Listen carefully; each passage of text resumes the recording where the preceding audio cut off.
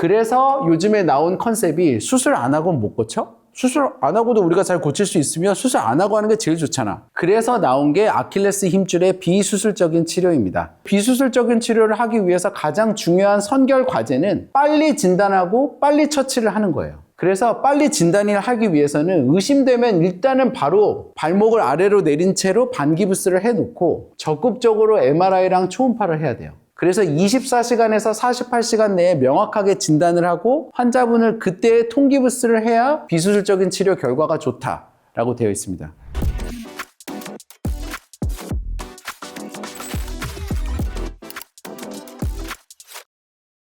안녕하십니까. 두발로 병원의 김지범입니다. 저는 오늘 아킬레스 힘줄 파열의 치료에 대해서 말씀을 드리려고 하는데요. 아킬레스 힘줄 파열의 치료는 수술적인 치료가 있고 비수술적인 치료가 있습니다. 하지만 이 두 가지 치료 중에서 저는 환자분이 만약 비수술적인 치료가 가능하다면 비수술적인 치료를 환자분에게 권하고 있습니다. 그래서 제가 왜 수술도 하는 의사가 비수술적인 치료를 좋아하고 환자분에게 권하는지 오늘 좀 말씀을 드리려고 합니다. 먼저 아킬레스 힘줄에 대해서 좀 말씀을 드리겠습니다. 아킬레스 힘줄은 저희 종아리 쪽에 있는 넓은 근육인 가자미근 그리고 작은 근육인 비복근 이 두 개의 근육이 합쳐져서 아킬레스 힘줄을 이룹니다. 그래서 아킬레스라는 이름은 고대 그리스 로마 신화에서 왔죠. 아킬레스의 몸을 단단하게 하기 위해서 헤라라는 여신이 아킬레스의 뒤꿈치를 잡고 몸을 단단하게 해주는 강물에 아킬레스를 담굽니다. 그래서 유일한 약점이 아킬레스 힘줄이었고 그 부분에 화살을 맞으면서 아킬레스가 죽게 됩니다. 근데 사실은 이거는 신화가 이렇게 돼 있고요. 예전부터 저희가 전쟁이 일어났을 때 그 병사를 죽이지 않고 전투불능으로 만들 때 항상 아킬레스 힘줄을 끊었다고 합니다. 그 이유는 아킬레스 힘줄이 걸을 때 차고 나가는 힘을 주는 근육이기 때문에 이 힘줄을 끊으면 전쟁을 할 수가 없는 거예요. 그래서 저희가 그만큼 이 아킬레스 힘줄이 우리 생활에 굉장히 중요한 힘줄이다. 그러한 것을 알려줍니다. 그러면 이렇게 아킬레스 힘줄이 파열이 되면 왜 저희가 치료가 필요한지에 대해서 말씀을 드리겠습니다. 아킬레스 힘줄이 파열이 되고 2달이 되었던 환자입니다. 그래서 처음에 파열이 된 거를 모르고 저한테 진단이 되었던 환자인데요. 여기 보시면 이쪽 다리가 파열이 된 부분입니다. 그래서 반대쪽 부분에 비해서 이쪽 다리의 넓이가 굉장히 줄어들어 있죠. 그래서 시간이 지나면 근육 자체가 죽고요. 이 한 번 죽은 근육은 다시 회복이 안 됩니다. 그래서 근육의 위축이 되기 때문에 아킬레스 힘줄이 파열이 되면 빨리 수술을 해야 되고요. 그 다음에 이 동영상을 보시면 환자분의 다리를 걷은 부분이 아킬레스 힘줄이 파열이 된 부분인데요. 절름절름 걷는 것을 확인이 됩니다. 아킬레스 힘줄이 파열이 된 발로 차고 나가지 못하기 때문에 환자분은 걸음걸이의 보폭이 양쪽에 차이가 나서 잘 못 걷게 되죠. 이렇게 근육이 얇아지고 보폭의 차이가 생기면서 절름걸음이 생기기 때문에 저희가 아킬레스 힘줄이 파열이 되면 반드시 치료를 해야 됩니다. 그러면 이렇게 아킬레스 힘줄이 파열이 되면 저희가 힘줄이 어떤 방식으로 낫는지를 먼저 간단히 말씀을 드릴게요. 아킬레스 힘줄이 먼저 파열이 되면 첫 3일에서 5일은 염증이 이 아킬레스 파열 부위에 염증이 엄청나게 생깁니다. 그러면서 붓고 피가 나고 있죠. 그래서 이러한 과정을 통해서 파열이 되면서 죽은 조직이 싹 없어지고요. 그 다음에 4에서 6주간이 지나는 과정 동안에 아킬레스 힘줄이 엉겨 붙습니다. 그러면서 굉장히 두꺼운 상태로 엉겨 붙어요.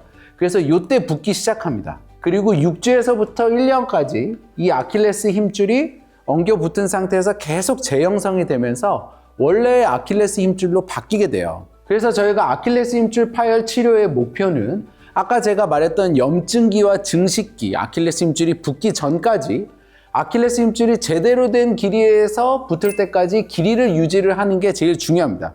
왜냐하면 길이가 늘어나면 아킬레스 힘줄이 힘을 못 쓰니까 잘 차고 못 나갈 거고요. 길이가 너무 짧아지게 되면 까치발로 걷게 되거든요. 그래서 적절한 길이로 아킬레스 힘줄이 붙을 때까지 저희가 유지를 해주는 게 키포인트고요. 길이를 유지를 하면서 붙을 때까지 저희가 아무것도 안 하고 있으면 재활이 안 됩니다. 그래서 길이를 유지하면서 재활을 가능한 빨리 시작하는 게 굉장히 필요해요. 그래서 아킬레스 힘줄 파열 치료가 어려운 이유는 길이를 유지를 하면서 붙을 때까지 저희가 잘 보존적 치료를 해야 되고 또 그 와중에 재활까지 시켜야 되거든요. 그러니까 이 두 마리 토끼를 쫓아야 되기 때문에 아킬레스 힘줄 파열은 치료도 잘해야 되고 재활도 잘해야 되는 굉장히 어려운 점이 있습니다. 그러면 아킬레스 힘줄 파열을 치료한다. 그러면 힘줄이 찢어졌으니까 저희가 첫 번째로 생각할 수 있는 치료는 당연히 수술입니다. 그래서 저도 수술을 많이 해요. 근데 아킬레스 힘줄 파열 부위를 수술하는 방법은 아킬레스 힘줄 파열 부위를 실로 묶어서 붙을 때까지 길이를 유지를 하는 겁니다. 그래서 아킬레스 힘줄이 지금 이렇게 파열이 되어 있는 거거든요. 그럼 이 부분을 저희가 실로 이렇게 묶어 놓으면 발목을 움직여도 이 파열 부위가 움직이지를 않습니다. 그래서 단단하게 꼬매면 꼬맬수록 길이가 잘 유지가 되고 발목을 움직일 때에도 얘가 벌어지질 않으니까 길이 회복에도 장점이 있고 재활도 빨리 할 수 있는 장점이 있죠. 그래서 수술을 기왕 하기로 했으면 단단하게 꼬매는 게 필요합니다. 그래서 저희가 아킬레스 힘줄 파열을 기왕에 수술을 하기로 했으면 단단하게 고정을 해야 됩니다. 어설프게 고정하는 거는 수술의 느낌이 없어요. 그래서 저희가 단단하게 고정을 해야 되는데 저희가 단단하게 고정하는 방법은 크게 두 가지 요소에서 결정이 됩니다. 일단은 매듭을 어떻게 짓느냐. 수없이 많은 매듭을 짓는 방법이 나와 있어요. 하지만 이거는 여러 가지 실험을 통해서 크래코라는 방법이 있습니다. 이렇게 저희가 엇갈려 가면서 이제 꼬매는 건데요. 이 방식으로 꼬매야 가장 단단하게 꼬맬 수 있다. 이거는 밝혀져 있습니다. 두 번째는 매듭을 짓는 법이요. 예를 들어서 여기만 이렇게 꼬맨단 말이에요. 이렇게 좁게. 그러면 단단하게 꼬매질 못해요. 길게 위아래로 긴 부분을 다 포함해서 꼬매야 단단하게 꼬맬 수 있는 걸로 되어 있습니다. 그래서 이 두 가지가 관건이에요. 근데 저희가 이 길이를 확보하려면 그럼 위아래로 다 길게 째야 되잖아요. 이러면 환자들이 별로 안 좋아하고 감염의 가능성도 높아져서 요새는 기구를 이용을 해서 이렇게 끊어진 부위 조금 절개해서 꼬매주고 위아래쪽에 긴 길이를 확보하기 위해서 기구를 이용을 해서 저희가 꼬매게 되면 작은 절개선으로 수술을 단단하게 고정할 수 있어서 이러한 방식을 요새는 많이 사용하고 있습니다. 그런데 저희가 아킬레스 힘줄을 수술의 최대 단점, 이게 제가 지금 오늘 가장 드리고 싶은 말씀인데요. 힘줄 수술하면 좋잖아요. 단단하게 고정하고 빨리 재활할 수 있고 길이도 유지할 수 있고 다 좋은데 최대 단점이 있어요. 아킬레스 힘줄은 수술 후 감염이 가장 문제입니다. 다른 수술은 감염되면 항생제 쓰면 다 낫거든요. 근데 아킬레스 힘줄은 수술한 뒤에 감염이 되면 아킬레스 힘줄을 전체를 제거해야 돼요. 그러니까 이게 보통 일이 아니에요. 그래서 실제로 72세 남자분이 당뇨가 있었어요. 그러니까 감염이 잘 될 수 있는 환경이었죠. 근데 아킬레스 힘줄을 수술하고 나서 한 달째 여기 보시면 고름 보이시죠? 고름이 이렇게 상처에서 나오는 거예요. 들어가서 보니까 노란색으로 아킬레스 힘줄이 모두 다 감염에 쩔어 있는 상태가 확인이 됐고요. 이러한 경우에는 어쩔 수 없이 이 문제가 되는 아킬레스 힘줄을 통째로 제거를 해야 됩니다. 그리고 저희가 엄지발가락 움직이는 힘줄을 이용을 해서 아킬레스 힘줄을 다시 만들어줘야 돼요. 그러니까 이게 보통 일이 아니잖아요. 아킬레스 힘줄이 끊어져서 아킬레스 힘줄을 다 살리기 위해서 수술을 했는데 감염이 되면 아킬레스 힘줄을 통째로 제거해야 되니까 엄청나게 큰 문제가 생기는 거죠. 그래서 이러한 수술 후 감염을 줄이기 위한 노력을 저희가 많이 했습니다. 그러니까 수술 일장에서 감염의 가능성을 줄여보자. 그 이유가 그 방법이 절개선을 짧게 하는 거예요. 그래서 절개선을 기구를 이용을 해서 단축하는 수술을 해보자. 그러면 감염이 줄 것이다. 그래서 저희가 이제 그런 수술이 이제 많이 개발이 됩니다. 그래서 그러한 노력의 일환이 바로 최소 침습 수술입니다. 제가 아까 보여드렸던 수술도 그러한 노력의 일환인데요. 최소 침습 수술을 하면 감염을 줄일 수 있습니다. 왜냐하면 절개선이 적으니까요. 그래서 최소 침습 수술은 이렇게 작은 절개선을 이용을 해서 기구로 아킬레스 힘줄의 위아래를 잡은 다음에 당겨서 딱 길이만 맞추는 거예요. 근데 이러한 방법은 아킬레스 힘줄이 이렇게 단면이 이렇게 딱 예쁘게 일자로 끊어진 거에는 적절하게 이루어지는데 이 환자처럼 이렇게 사선으로 끊어진 경우에는 이 단면을 맞추질 못해요. 그래서 이게 단점이 있기 때문에 저는 이 기구를 이용한 수술은 안 하고요. 수술을 할 경우에는 이런 식으로 저희가 수술을 합니다. 끊어진 부분을 3cm 정도를 절개를 해서 끊어진 부분에 단면을 잘 맞춥니다. 그리고 기구를 이용을 해서 위아래쪽에 긴 길이를 확보를 해서 단단하게 꼬매는 수술을 합니다. 그럼 이렇게 하면 수술로 인한 감염을 줄일 수 있는 거죠. 그래서 수술을 해야 되는 경우에는 이렇게 수술을 하는데 이렇게 수술하면 감염이 진짜 없어지냐 이거예요. 그래도 감염은 있을 수 있어요. 그래서 요즘에 나온 컨셉이 수술 안 하고는 못 고쳐? 수술 안 하고도 우리가 잘 고칠 수 있으면 수술 안 하고 하는 게 제일 좋잖아. 너무 위험이 크니까요.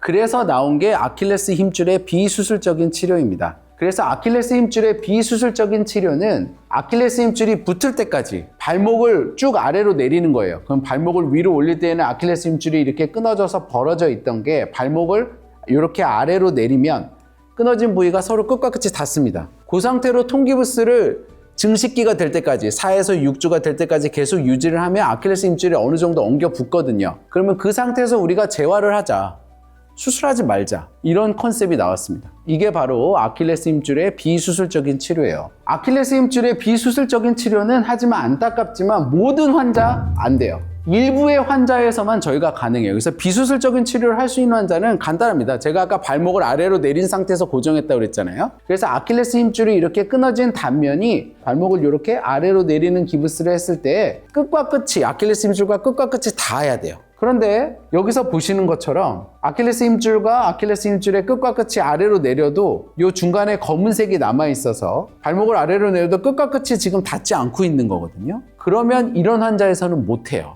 그래서 비수술적인 치료를 할 수 있는 환자에서는 저는 비수술적인 치료를 권하고 있어요. 환자분이 저한테 물어봐요. 왜 나는 발목을 아래로 내려도 끝과 끝이 닿지 않아서 비수술적인 치료를 못하냐. 근데 이러한 경우는 대부분 왜 못하냐면 조기에 진단을 못해서 또는 조기 처치를 못해서 파열된 끝과 끝이 서로 벌어지거나 아니면 그 사이에 뭐가 끼어 들어간 거예요. 그래서 지방 조직이 끼어 들어가거나 아니면 계속 걸어서 아킬레스 힘줄이 말려 올라가서 발목을 아래로 내렸을 때에는 끝과 끝이 서로 닿지 않는 거죠. 그래서 이 사진이 발목을 아래로 내려도 끝과 끝이 서로 맞닿지 않고 공간이 생겨서 이 상태에서는 저희가 아무리 통기부스를 해도 끝과 끝이 맞닿지 않으니까 길이가 늘어진 채로 붙거든요. 그러면 치료에 실패가 되니까 이러한 경우는 저희가 어쩔 수 없이 수술을 해야 되는 거죠. 근데 이러한 경우는 그럼 왜 오냐? 조기에 진단을 못해서 처음에 내가 끊어진 줄 모르고 그냥 막 걷거나 아니면 진단은 바로 됐는데 기부스를 부적절하게 해가지고 아킬레스가 벌어지거나 이 두 가지가 가장 큰 원인이 있습니다. 그래서 다시 한번 강조를 하면 저희가 아킬레스 힘줄을 파열이 됐을 때 비수술적인 치료를 하기 위해서 가장 중요한 선결 과제는 빨리 진단하고 빨리 처치를 하는 거예요. 그래서 빨리 진단을 하기 위해서는 의심되면 일단은 바로 발목을 아래로 내린 채로 반기부스를 해놓고 적극적으로 MRI랑 초음파를 해야 돼요. 그래서 24시간에서 48시간 내에 명확하게 진단을 하고 환자분을 그때 통기부스를 해야 비수술적인 치료 결과가 좋다 라고 되어 있습니다. 그래서 여러분이 만약에 내가 아킬레스 힘줄 파열이 의심이 되는 상황이라면 이렇게 MRI 찍고 초음파를 찍어서 아킬레스 힘줄의 상태를 확인하는 거를 아끼시면 안 돼요. 이때는 무조건 빨리 해야 됩니다. 그리고 제발 이제 제가 부탁드리는 건데 아킬레스 힘줄 파열이 의심이 될 때 저희가 기부스를 이렇게 90도로 대면 안 돼요. 꼭 발목을 완전히 아래로 내려서 대야 됩니다. 발목을 이렇게 우리가 아래로 이렇게 90도로 대게 되면 아킬레스 힘줄이 벌어지는 방향으로 힘을 받으면서 늘어나거든요. 그래서 꼭 발목을 완전히 아래로 내린 채로 저희가 기부스를 대야 됩니다. 그래서 이런 기부스를 꼭 대야 된다라는 거를 환자분들도 알고 계시면은 굉장히 도움이 많이 됩니다. 제가 아까 이제 조기 진단 말씀드렸잖아요. 그래서 환자분이 이제 아킬레스 힘줄 파열이 되고 내가 파열된지 모르고 3, 4일 정도 걷다가 저한테 오셔서 환자분은 비수술적인 치료를 어렵습니다 라고 이야기를 하면 저한테 이제 허탈한 웃음을 지으면서 아니 근데 도대체 아킬레스가 파열이 되면 못 걸을 텐데 아니 어떻게 나는 걸었는데 내가 왜 아킬레스 파열이고 의사는 어떻게 그걸 놓칩니까? 라고 물어봐요. 근데 아킬레스 힘줄 파열이 되면 못 걷지 않아요. 걸을 수 있는 경우가 있어요. 그래서 걷는다고 해서 아킬레스 힘줄이 파열이 안 됐다? 그거는 잘못된 얘기예요. 이유는 아킬레스 힘줄이 기존에 퇴행성 파열이 있는 상태에서 저에너지 손상으로 파열이 되면 파열되고 막 걸어요. 왜냐하면 힘줄은 터졌지만 힘줄을 밖에 싸고 있는 그 막은 안 터져 있기 때문에 내가 어느 정도 걸을 수가 있어요. 그래서 문헌에서 저희가 다 조사를 해봤더니 아킬레스 힘줄이 파열이 되고 조기 진단의 실패 확률이 25%나 된대요. 그래서 아킬레스 힘줄 파열이 의심이 되면 정말 적극적으로 검사를 해야 됩니다. 그래야 환자분이 수술적인 치료를 할지 비수술적인 치료를 할지 본인이 판단할 수 있는 자유가 얻어지는데 저한테 와가지고 비수술적인 치료를 못합니다 얘기를 들으면 환자분도 굉장히 씁쓸해 하시거든요. 그래서 꼭 조기 진단에는 저희가 검사를 아끼면 안 된다. 이제 그 말씀을 드리고요. 저한테 61세 남자 환자가 아킬레스 힘줄이 파열된 상태로 2달 동안 걸었어요. 근데 나는 걷는 게 절름걸음이 됐다는 거예요. 차고 나가질 못한다. 이게 환자분이 걷는 겁니다.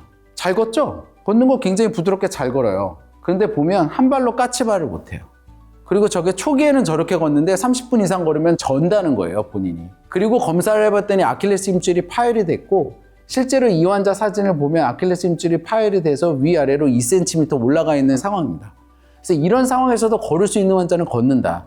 그래서 우리가 걸을 수 있다고 그래서 아킬레스 힘줄 파열이 아니다, 그 말은 할 수가 없습니다. 그럼 우리가 아킬레스 힘줄 파열이 됐을 때 어떤 검사를 해서 의심을 할 수 있냐? 의심해서 빨리 기부스하는 게 가장 중요하다니까 검사를 해야 되는데, 톰슨 검사라고 하는 거는 종아리를 눌러서 발목이 움직이면은 아킬레스 힘줄이 파열이 안 된 거고, 이렇게 발목이 안 움직이면 연결성이 없으니까 파열이 된 거다. 또는 엎드린 상태에서 발을 들어 올렸을 때 이렇게 발목이 아킬레스 힘줄이 잡아줘서 발목이 위로 올라가야 되는데 발목이 아래로 처지면 저희가 아킬레스 힘줄이 파열이 된 거다. 근데 이 두 개의 검사는 사실은 환자분들이 인식하기는 어렵죠. 이거는 의사들이 하는 검사고, 이게 가장 특징적입니다. 내가 아킬레스 힘줄을 쭉 만져봐서 뭔가 푹 들어가는 느낌이 있고 종아리 쪽에 힘이 안 들어간다. 그러면 이거는 무조건 아킬레스 힘줄 파열 의심하에 검사를 열심히 해보는 게 중요합니다. 그래서 초음파나 MRI를 아킬레스 힘줄 파열이 의심이 될 때는 아끼면 안 된다. 이 말씀을 제가 꼭 드리고요. 다시 한번 드리겠습니다. 굉장히 중요한 부분입니다. 그러면 아킬레스 힘줄 파열이 비수술적인 치료가 가능하다고 제가 말씀을 드렸잖아요. 진짜 괜찮은지 환자분들이 맨날 물어봐요. 이거 수술 안 해도 돼요? 이거 수술 안 해도 나 잘 쓸 수 있어요? 그래서 제가 말씀을 드리는 케이스 중에 하나인데, 31세 남자 환자입니다. 아킬레스 힘줄 파열이 됐어요. 그래서 MRI에서 아킬레스 힘줄 파열이 진단이 됐는데, 그날 와서 발목을 아래로 내리니까 요 끝 부분이 이렇게 맞닿더라고요. 그래서 제가 환자분한테 비수술적인 치료를 해보자 라고 말씀을 드렸습니다. 이 영상이 3개월째 영상이에요. 잘 걷죠? 그리고 두 발로 까치발까지는 가능합니다. 3개월째. 그리고 3개월에서 이제 2개월 사이에 제가 한 발로 까치발 열심히 연습하세요 라고 했거든요. 그래서 한 발로 까치발까지 가능해져요. 5개월째. 환자분이 31세 남자 환자고 축구와 농구를 즐기는 환자였는데 5개월 다음에 제가 이제 축구 농구 가능하다고 말씀을 드렸고, 지금은 다 하고 계세요. 그래서 비수술적인 치료로 충분히 저희가 다치기 전에 있는 운동 상태로 돌아가는 게 가능하다. 제가 이거를 보여드렸을 때 이 환자만 잘 된 건지, 아니면 저만, 김지범만 치료하면 이렇게 잘 되는 거냐? 아니, 그게 아니에요. 다 잘 됩니다. 그래서 아킬레스 힘줄의 이런 비수술적인 치료 결과에 대해서 저희가 치료를 행해오고, 그 결과를 저희가 분석을 해본 결과 2025년 가장 최근 논문이죠. 여기서 이제 지금까지 나온 논문을 총 종합을 한 거를 저희가 메타 분석이라고 하는데요. 이렇게 저희가 치료를 한 논문을 살펴보니까 아킬레스 힘줄은 비수술적인 치료 하나, 수술적인 치료 하나 결과가 비슷하다. 이제 이렇게 이야기를 했어요. 물론 완전히 똑같지는 않을 거예요. 수술이 성공한 환자들을 저희가 중점적으로 봤을 때에는 수술한 게 저는 더 좋다고 생각을 합니다. 하지만 두 개의 결과가 비슷한 이유가, 일단은 첫 번째가 프로 선수가 아니라 사회인 운동선수 수준이고 재활 및 보조기구가 발달을 했기 때문에 비수술적인 치료와 수술적인 치료의 결과가 비슷하다고 생각을 합니다. 그래서 비수술적인 치료가 수술적인 치료에 비견될 만큼 이렇게 결과가 좋은 이유는 기능성 재활의 경험이 축적이 되고 보조기구가 발달했기 때문에 그래요. 그래서 재활을 저희가 잘하는 거를 저희가 할 수 있게 됐고, 이러한 보조기구가 발달이 되면서 비수술적인 치료의 결과가 확 좋아졌고, 그 결과 저희가 지금 쓸 수 있는 겁니다. 그래서 이 부분에 대해서 제가 말씀을 드릴 건데요. 먼저 보조기구가 굉장히 발달했습니다. 그래서 실로 꼬매는 것과 안 꼬매는 게 결과가 비슷할 정도로 보조기구가 많이 발달했어요. 보조기구라고 하는 거는 결국에는 아킬레스 힘줄이 가해지는 힘을 주지 않은 상태에서 저희가 재활을 할 수 있게 도와주는 이 부츠입니다. 그래서 이 부츠가 발달을 하면서 아킬레스 힘줄이 단단하게 보호가 되고, 그래서 꼬매놓은 실이 없어도 보조기구만 차면 안정적으로 움직임이 가능한 거예요. 그래서 이 보조기구의 역할은 아킬레스 힘줄이 발목이 중앙 부위에서 위로 올라갈 때 여기가 당겨지지 않도록 잡아주는 역할을 합니다. 그래서 이러한 보조기구가 아킬레스 힘줄을 서서히 위로 올려주고, 그 안에서 우리가 재활 운동을 열심히 시키니까 마치 실로 꼬맨 것과 비슷하게 결과가 나오는 거죠. 그래서 이러한 보조기구의 발달이 아킬레스 힘줄의 비수술적인 치료를 가능하게 하는 핵심 요인이고요. 두 번째는 기능성 재활입니다. 그러니까 환자분들이 무서움을 많이 타는 환자분들은 저한테 그 얘기를 하세요. 나 이거 아킬레스 힘줄 아직 완전히 붙을 때가 아닌데 재활을 꼭 빨리 해야 돼요? 우리 다 붙고 하면 안 돼요? 아킬레스 힘줄이 완전히 다 붙는 데는 짧게는 3개월, 길게는 6개월까지 걸립니다. 그래서 그때까지 우리가 발목을 보호하게 되면 발목이 너무 뻣뻣해져요. 그래서 기능성 재활이라는 개념이 굉장히 중요합니다. 빨리 체중 부하하고 빠르게 발목 움직임을 가져가야 근육의 퇴화와 강직을 막아주고, 오히려 이렇게 하면 할수록 아킬레스 힘줄이 재형성이 촉진이 된다는 거예요. 그리고 이러한 기능성 재활에 저희가 경험이 축적이 되면서 근래에 나온 논문을 보면 기능성 재활한다고 재파열의 가능성이 더 높아지지 않는다는 겁니다. 그러면 빨리 저희가 재활하는 게 이익인 거죠. 이러한 재활의 기술이 발달하면서 비수술적인 치료가 조금 더 힘을 받게 되었습니다. 그러면 비수술적인 치료할 때는 우리가 기능성 재활 어떻게 하는지 제가 좀 자세히 보여드릴게요. 이거 저희 병원의 재활 프로토콜인데요.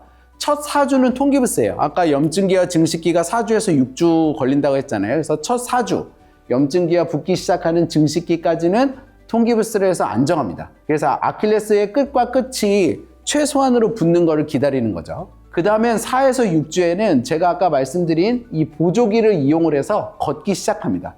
그리고 보조기를 찬 상태에서 운동을 시작해요. 그래서 근육이 빠지는 것을 완화하고요. 6주에서 8주까지는 저희가 이제 보조기를 벗고 밖에 나와서 두 발로 까치발하는 상태를 연습을 합니다.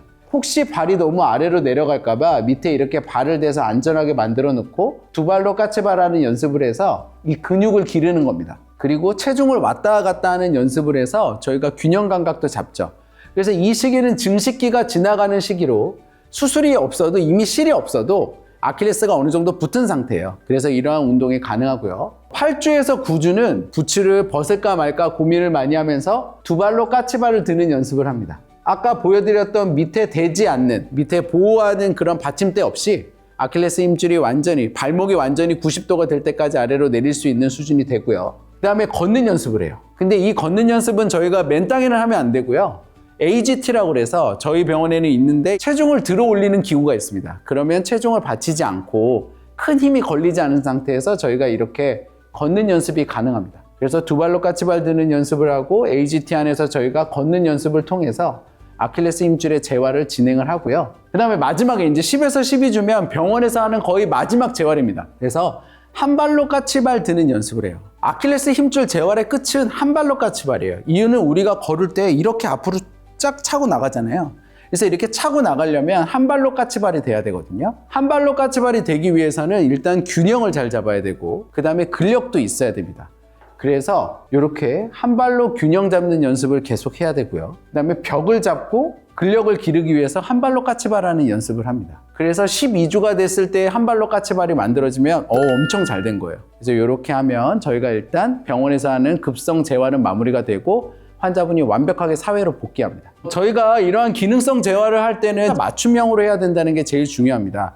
그래서 이런 저희가 아킬레스 힘줄 파열이라는 거는 운동할 때 주로 나타나게 되는데 그때 퍽 하면서 환자분이 그 터지는 걸 느끼거든요. 그로 인해서 굉장히 이 걷는 거에 공포심을 느끼는 경우가 많아요. 그래서 겁이 많아 디디지도 못하는 환자가 꽤 많습니다. 그러면 이럴 때는 옆에서 치료사분 또는 의사가 적극적으로 환자를 격려해 줘야 되고요. 또 아킬레스 힘줄 파열이 또 운동 좋아하시는 분들이 되게 많이 터져요. 어떤 환자분들은 너무 겁이 없고 너무 적극적이고 과도하게 운동하시는 분들이 또 있어요. 거의 극과 극인 경우가 많습니다. 그래서 이런 분들은 환자분의 성향에 맞춰서 운동을 제한해 줘야 돼요. 기능성 재활을 하기 위해서는 경험이 많은 의사와 치료사가 환자의 성향에 맞게 맞춤형으로 재활을 하는 게 되게 중요합니다. 그래서 숙련된 치료사, 적절하고 많은 기구, 그리고 경험 많은 의사, 이 3박자가 굉장히 중요합니다. 다시 한번 아킬레스 힘줄 파열의 결과에 대해서 말씀을 드릴게요. 31세 남자 환자가 아킬레스 힘줄 파열을 해서 제가 아까 말씀드린 그러한 프로토콜로 쭉 치료를 하게 되면 수술을 안 하더라도 이렇게 3개월째에 두 발로 까치발이 가능해지고요. 이 환자는 조금 늦었죠. 아까 3개월째에 한 발로 까치발이 되면 좋은데 이 환자는 조금 늦었습니다. 그리고 5개월째에는 한 발로 까치발이 가능한 상태를 저희가 만들 수 있습니다.